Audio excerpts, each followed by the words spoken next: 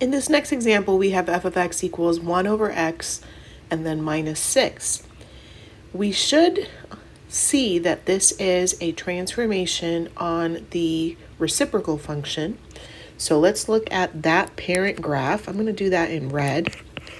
So the parent function is y equals 1 over x, and we learned this back in chapter 3. I'm going to graph the parent function, but then I'm going to erase it because I just want to look at it for reference. You may recall that in the reciprocal function, we have a vertical asymptote at the y-axis and at the x-axis, and there are two branches, one in this first quadrant. Actually, I'm just going to go ahead and make it solid, and another branch in the third quadrant. And if you don't remember exactly why the graph takes on this shape, just plot some ordered pairs using a table of values, and hopefully you'll see that this is the approximate graph of the parent function. So what I see here is that the parent function is going to have to move down 6 units. So every aspect of this graph will have to move down 6 units, including the horizontal asymptote that right now sits at the x-axis. That will have to move down 6 units. So basically it's like picking up this graph and moving everything down 6 units. So I'm going to go ahead and erase the graph that I have here, and remembering what we just saw, that horizontal asymptote at the x-axis is now going to move 6 units down. So I'm adding it here as a dashed green line.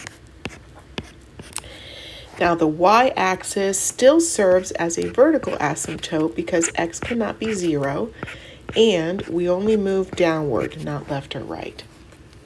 So what I predict is that the branch that was in the first quadrant is actually just going to move down 6 units, and it's going to hug the two asymptotes, something like this. And then the branch that used to sit in the third quadrant is now going to hug the two asymptotes like this, perhaps. It's not exact, but this is a pretty good approximation of the graph. So the vertical asymptote remains at the line x equals 0, which is the y-axis. The horizontal asymptote now moved down 6 units. So it used to be at y equals 0. Now it's going to be at y equals -6. I do see an x-intercept, but I do not see a y-intercept because the y-axis is a vertical asymptote. So there will be no y-intercept. No sense in trying to find one mechanically when we can see that there is none. In terms of the domain, I see that all x values are no problem except for x cannot be 0.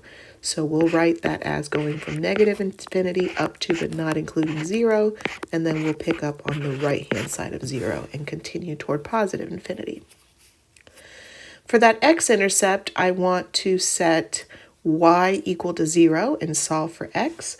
So setting y equal to 0 gives us 0 is equal to 1 over x minus 6.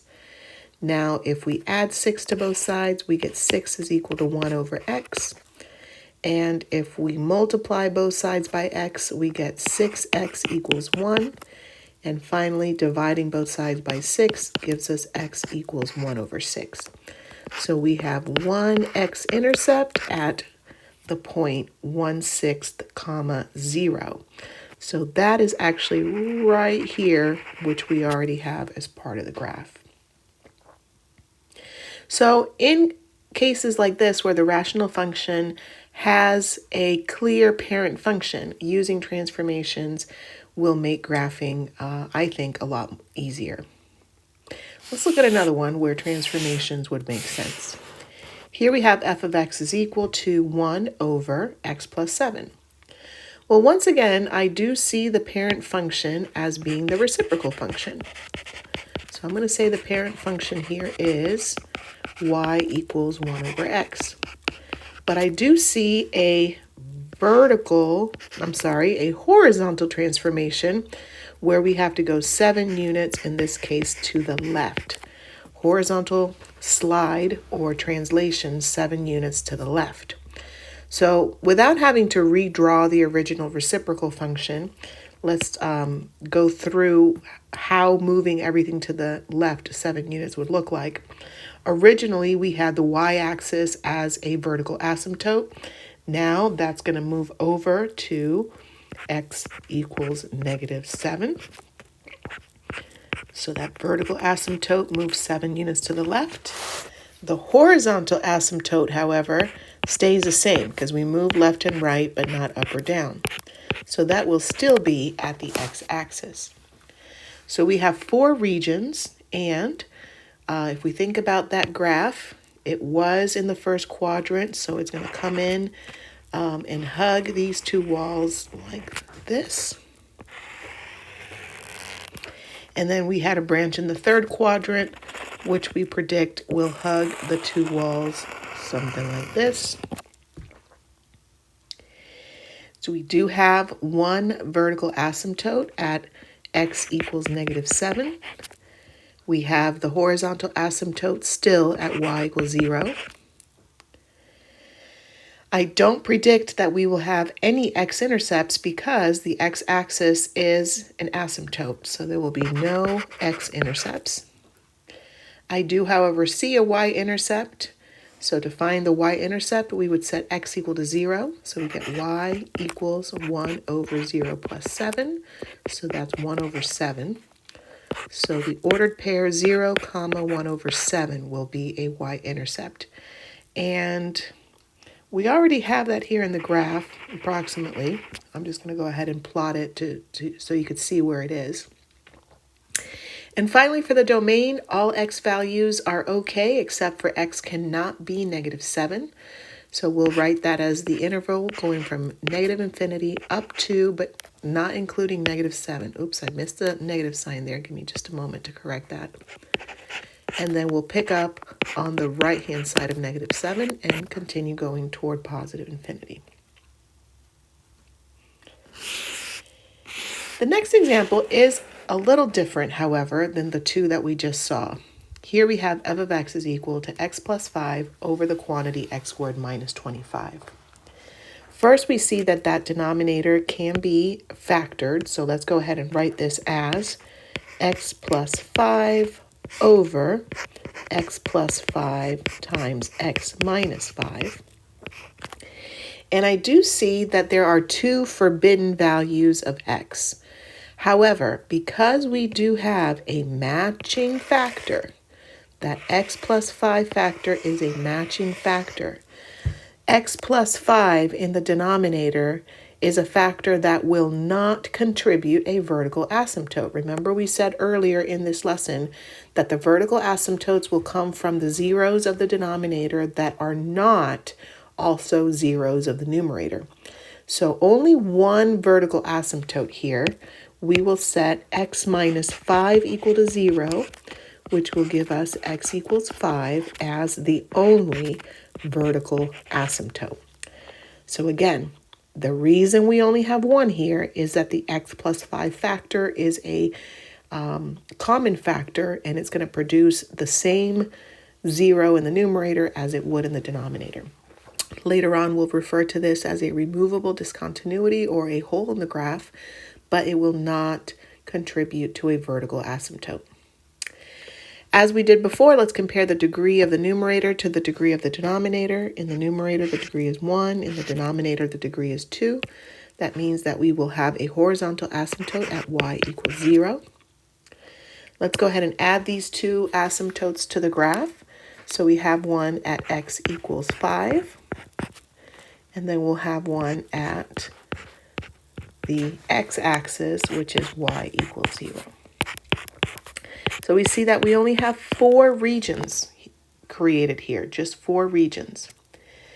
We don't expect for there to be an x-intercept because the x-axis is a horizontal asymptote, and so we won't expect any points there, so we'll say none.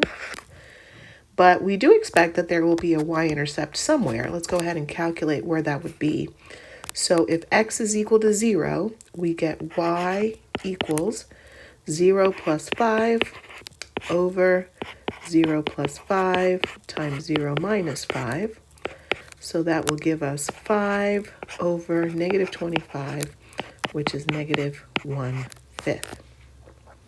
So we have one y-intercept at the point 0, comma, negative 1/5. Let's go ahead and add that to the graph. And so that's approximately there.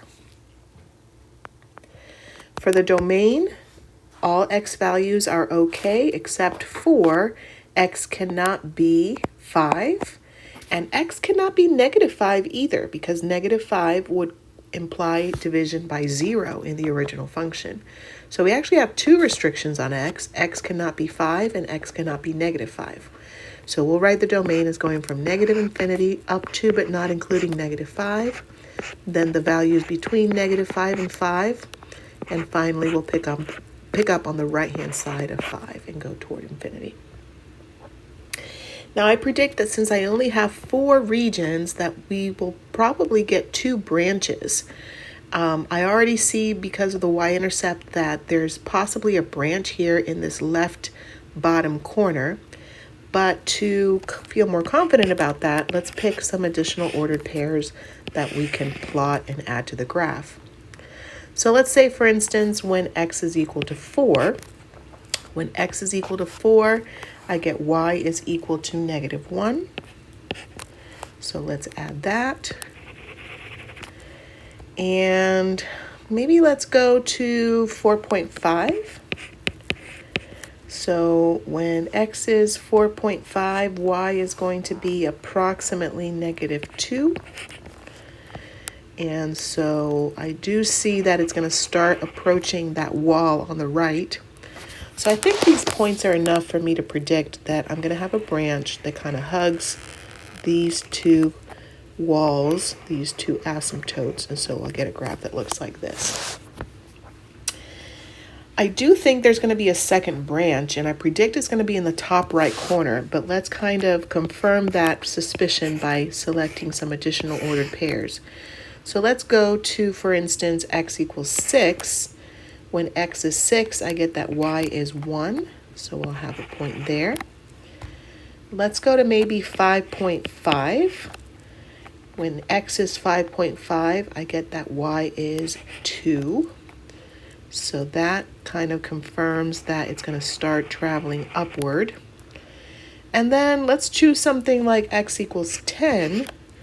And let's see, when x is 10, I get that y is equal to 1/5. And so I do see it's going to start approaching that horizontal asymptote on the right. So I think these 3 points are enough for me to predict that I will have a branch here in this right top corner that looks somewhat like this. A lot of what goes on in these problems is just educated guessing, but it's not blind guessing. It does have to be educated guessing. Of course, getting additional ordered pairs that are confirmed will make you feel more confident in what you think the graph will be.